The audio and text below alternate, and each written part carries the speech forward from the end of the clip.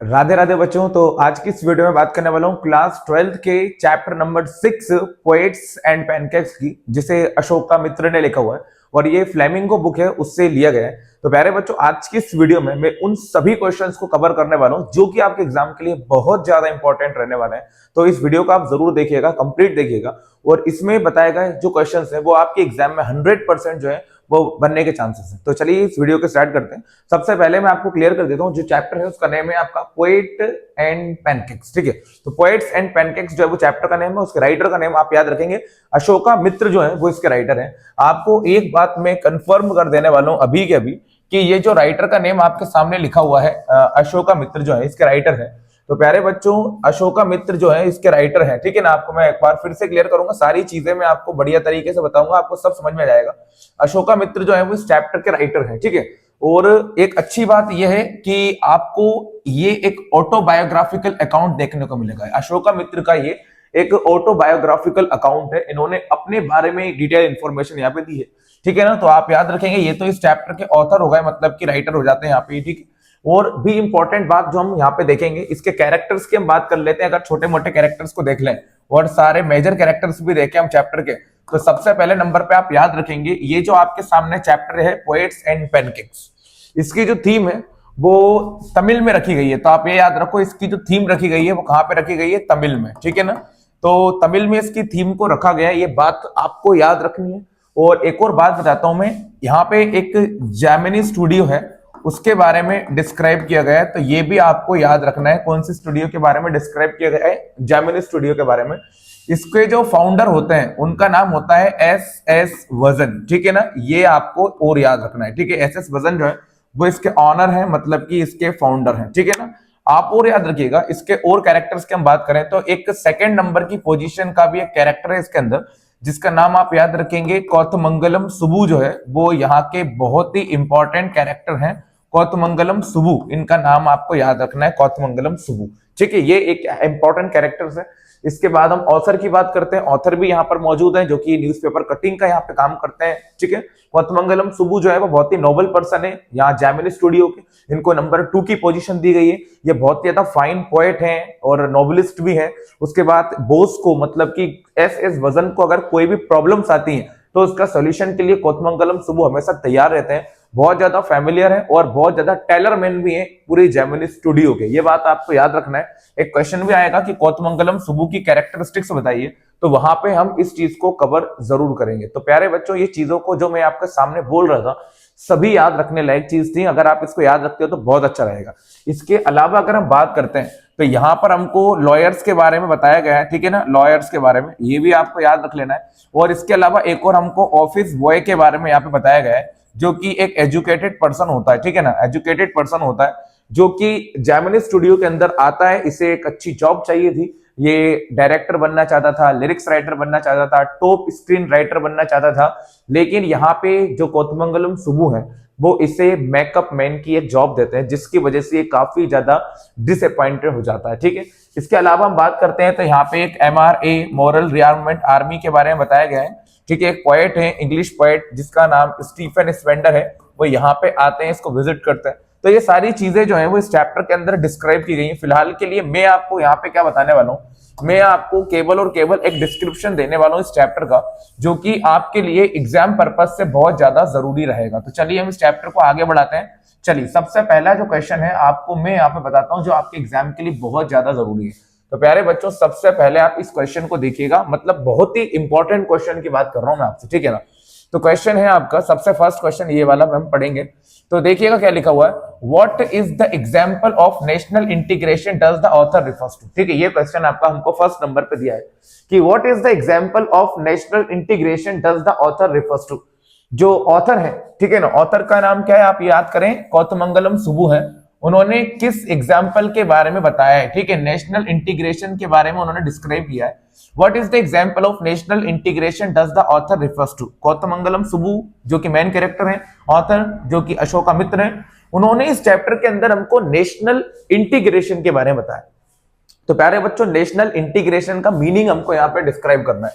तो मैं आपको अगर सिंपल वर्ड्स में कहूं तो प्यारे बच्चों, नेशनल इंटीग्रेशन का मतलब होता है लोगों का एक साथ मिलकर काम करना। ठीक है, चाहे वो डिफरेंट रिलीजन के हों या फिर वो डिफरेंट स्टेट्स के हों, इट डजेंट मैटर।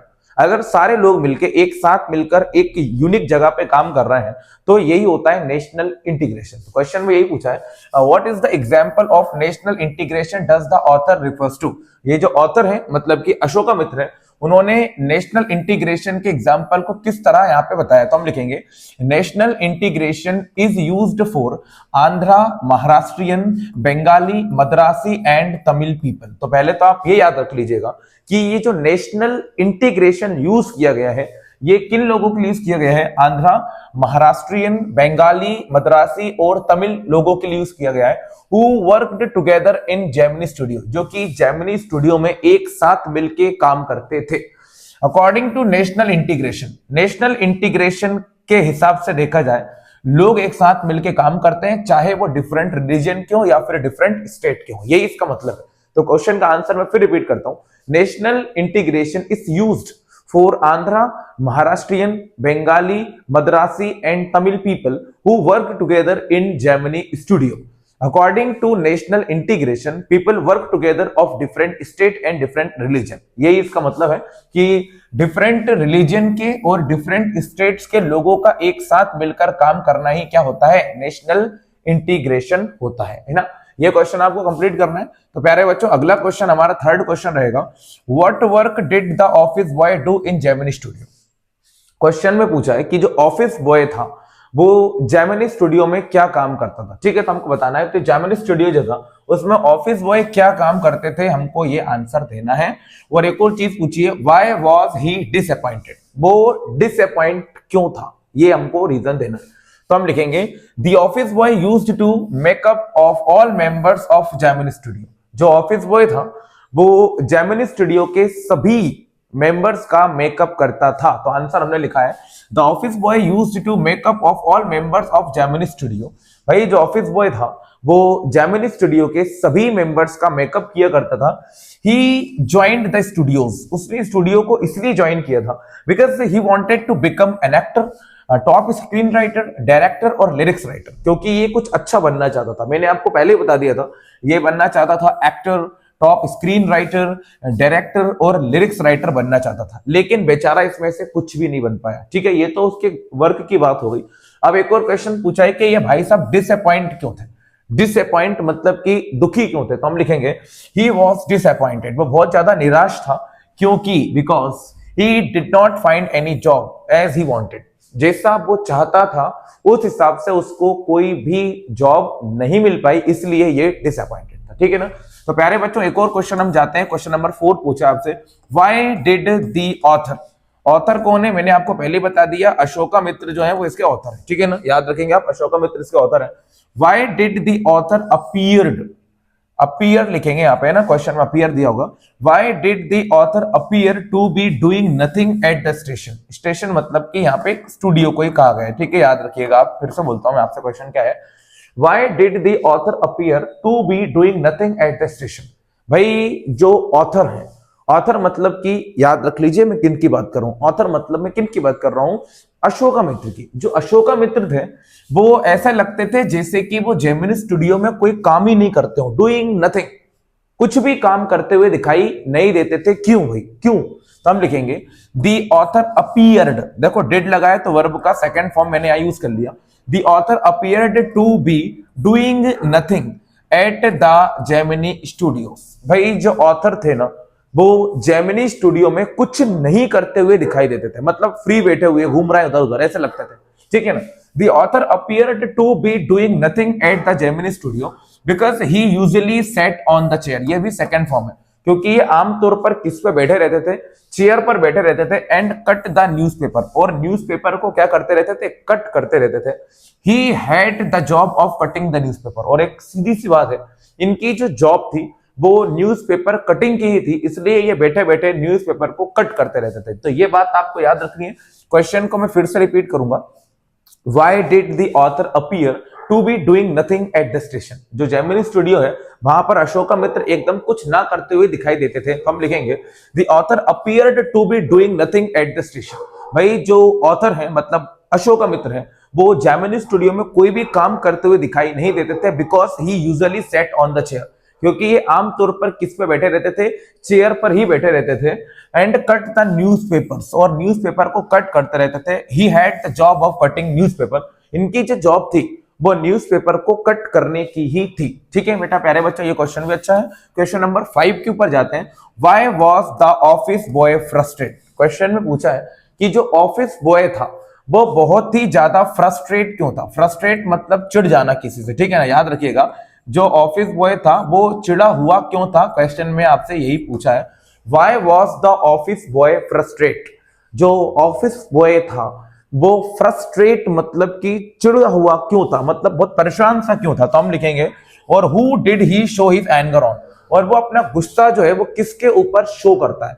शो मतलब दिखाता है। कौन की बात कर रहे हैं हम? याद रखो आप ऑफिस बॉय की बात कर रहे हैं हम, ठीक है ना। तो हम आंसर लिखेंगे the office boy was frustrate. देखो फ्रस्ट्रेट की थर्ड फॉर्म यूज हुई है ना, वाज लगा है, पैसिव वॉइस है। The office boy was frustrated because he was an educated person, है ना। सबसे पहले बात तो आप याद रखिएगा, जो ऑफिस बॉय था वो बहुत ज्यादा फ्रस्ट्रेट था। जैसा कि हमें पता है as he was an educated person, वो एक पढ़ा लिखा व्यक्ति था। And he wanted to get a job of an actor, top screen writer, lyrics writer and director. और वो यहाँ पे आया क्यों था जेमिनी स्टूडियो में? क्योंकि वो कुछ अच्छा बनना चाहता था, वो डायरेक्टर बनना चाहता था, वो टॉप स्क्रीन राइटर बनना चाहता था, वो लिरिक्स राइटर बनना चाहता था। But he did not find any job in this, लेकिन उसे इनमें से कोई भी जॉब नहीं मिली, ठीक है ना, याद रखना। ऑफिस बॉय को कोई भी जॉब नहीं मिली। Rather he had to make up all members of Gemini studio, इसके बदले में उसे जेमिनी स्टूडियो के सभी लोगों का क्या करना पड़ता था? मेकअप करना पड़ता था। यही मेन कारण था उसकी फ्रस्ट्रेशन का, ठीक है ना।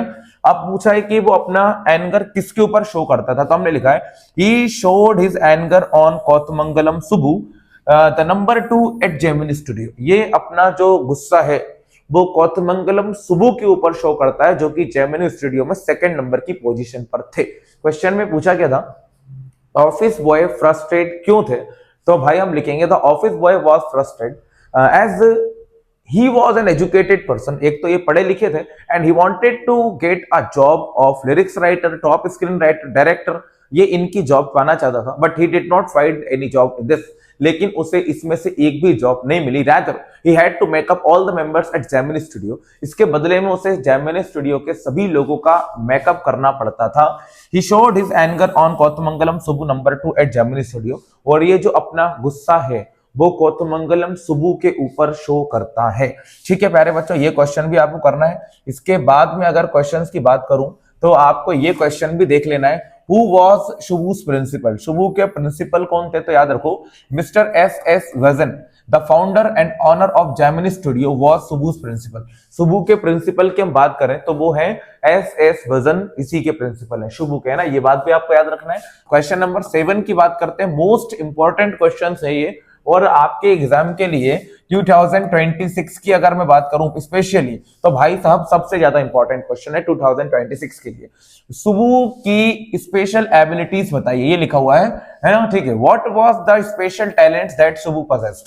शुभू के अंदर कौन कौन सी स्पेशल एबिलिटीज थी, शुभू के अंदर कौन कौन सी स्पेशल क्वालिटीज थी, ये आपको बताना है। तो हम लिखेंगे शुभूज 4 स्पेशल एबिलिटीज वर। शुभू की कुछ 4 इंपॉर्टेंट स्पेशल एबिलिटीज के हम बारे में बात करते हैं। तो फर्स्ट नंबर पर मैंने लिखा हुआ है Subbu was the tailor man of Gemini studio, ठीक है। शुभू जो थे वो जेमिनी स्टूडियो के एक टेलर मैन थे, ठीक है, ये बात आपको याद रखना है।